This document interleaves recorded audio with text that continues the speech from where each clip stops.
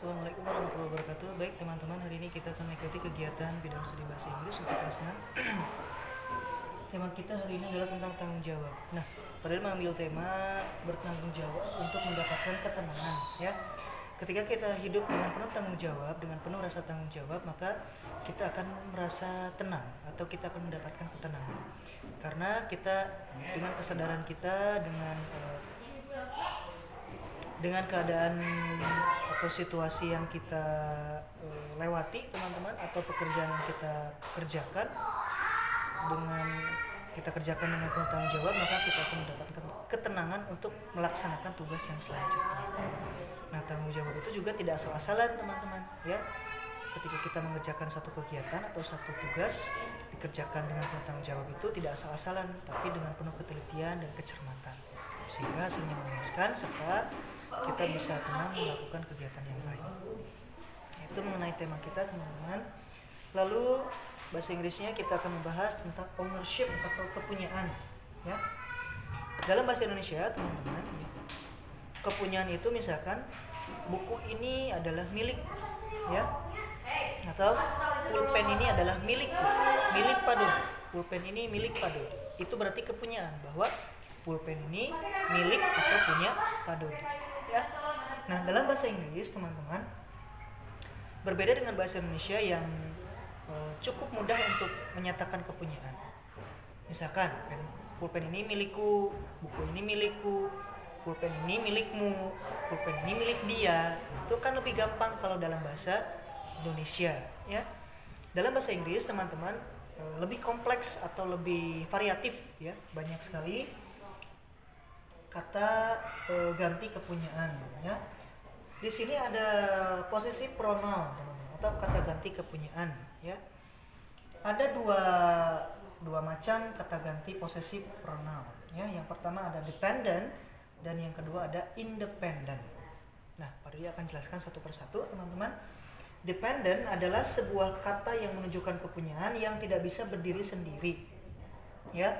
Jadi kata ini harus diikuti dengan noun atau kata benda yang mau kita bahas. Misal, teman-teman, this is my book, ya. Ada kata my di sini, ya. Contohnya my di sini, dependent. Kata dependentnya my, ya. This is my book, atau buku ini adalah milikku, ya. Buku ini milikku. Jadi my ini diikuti oleh kata nounnya itu sendiri, teman-teman, atau kata bendanya sendiri. This is my book, berarti buku ini adalah punyaku. Nah, bagaimana kalau kita rubah ke dalam independent noun atau struktur kalimat independent? Nah, di sini my itu perubahannya menjadi mine, ya. Sama artinya adalah milikku, teman-teman. Tapi ini bisa lebih dipertegas lagi, ya. Kalau ini tidak perlu diikuti dengan kata benda yang akan kita bahas atau yang akan kita klaim, miliki. Misalkan, this is mine, atau ini punyaku. This is mine. This is ini merujuk pada buku. Mine berarti punyaku. Jadi tidak perlu ada kata buku lagi, ya. Itu perbedaan antara dependent dan independent. Itu kepunyaan dependent dan independent. Paham, ya, teman-teman? Diharap teman-teman bisa mengikuti. Atau contoh lainnya, teman-teman, your itu berarti kamu, milikmu. Your dan yours itu sama saja, ya. Misalkan, this is your book, atau ini buku punya kamu, ya. Berbeda lagi kalau misalkan kita rubah dalam kalimat independent. This is yours, atau ini punya kamu.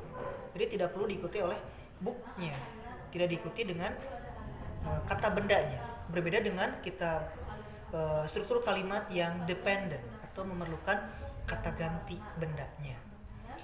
This is your book, ada kata booknya. This is your book. Your dan book diikuti dengan book. Buku kamu, buku milik kamu. Kalau dalam independent tidak perlu menggunakan booknya lagi. This is yours ditambah dengan huruf S di belakangnya. Itu bisa menegaskan tentang kepunyaan. Ya. Di sana paham ya teman-teman. Kemudian untuk his ya. His ini berarti menunjukkan dia laki-laki. His book, buku dia, buku milik dia. Ini sama ya teman-teman antara dependent dan independent. Jadi tidak ada bedanya. His tetap his di independent. Begitupun dengan her, tetap her di independent. Ya, it's tetap ya di dependent. It's di independent juga it's ya menggunakan huruf s ya di belakangnya atau di ujungnya. Untuk our ini berbeda ya. Untuk our dependent ini tidak menggunakan s di ujungnya, tapi kalau untuk independent menggunakan s. Sama tadi ya, misalkan contoh kalimatnya, this is our book. Ini adalah buku kami. Ini adalah buku kita. Our, kita, kami ya, our book. Jadi diikuti dengan kata booknya, kata bendanya. Tapi kalau menggunakan independent atau kalimat independent, this is ours. This is belong to ours. Bisa seperti itu juga ya. Buku ini atau this is sudah menunjukkan kata buku. Ini punya kami, ini punya kita. Ours. Ya. Begitupun dengan their dan theirs ya. Sama contohnya seperti itu. Nah, baik teman-teman, untuk kegiatannya teman-teman silakan membuat tabel di kertas lembar atau di karton atau di kardus ya. Diberi nama atau diberi judul ini ownership atau kepunyaan. Ya.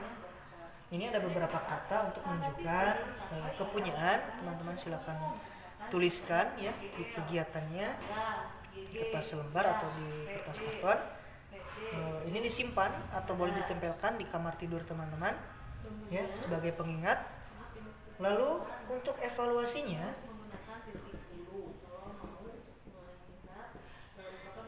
teman-teman buat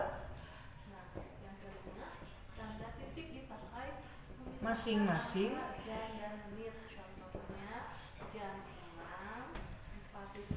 satu kalimat dependent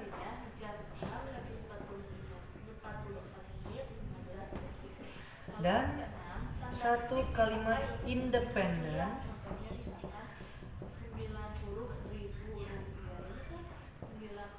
ya dari masing-masing kata kepunyaan ini. My apa ya, mine apa itu satu ya. Kemudian your dan yours itu dua gitu ya. Jadi setiap kata dependent dan independent ini teman-teman membuat satu. My satu, mine satu, your satu, yours satu ya. Untuk kata bendanya boleh sama ya, misalkan this is my book, this is mine ya, itu boleh ya. This is my book, this is mine. This is my book untuk dependent, this is mine itu untuk independent, boleh ya.